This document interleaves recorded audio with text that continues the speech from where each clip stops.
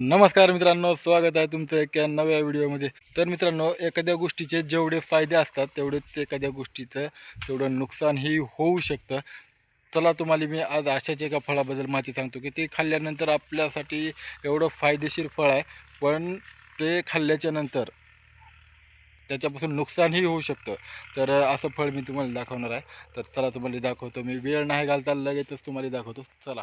तर हे बघू शकता मित्रांनो, हे आहे 2 ते 3 वर्षाचं पपईचं झाड आणि हे किती उंच गेलं हे तुम्ही पाहू शकता. कमीत कमी हे 20 फूट उंच आणि याला लागण किती लागली आहे हे पण बघू शकता तुम्ही. हे बघू शकता, झाड किती उंच गेलंय.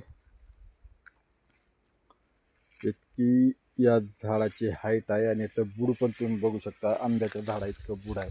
तर मित्रांनो, पपई खाल्ल्याच्या नंतर आपल्याला होणारा फायदा म्हणजे आपली पाचन शक्ती सुधारण्यासाठी आपण पपई खाऊ शकतो मित्रांनो.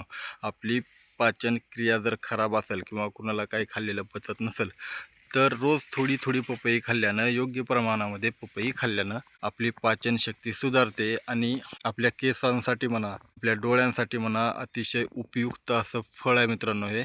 पपई खाल्ल्यामुळं आपलं वजन कमी करण्यासाठी पपई ही खूप महत्त्वाची आहे मित्रांनो. पपई खाल्ल्याच्या नंतर आपलं वजनही कमी होतं मित्रांनो. आणि पपई मित्रांनो रोगप्रतिकारक शक्तीसुद्धा वाढवते.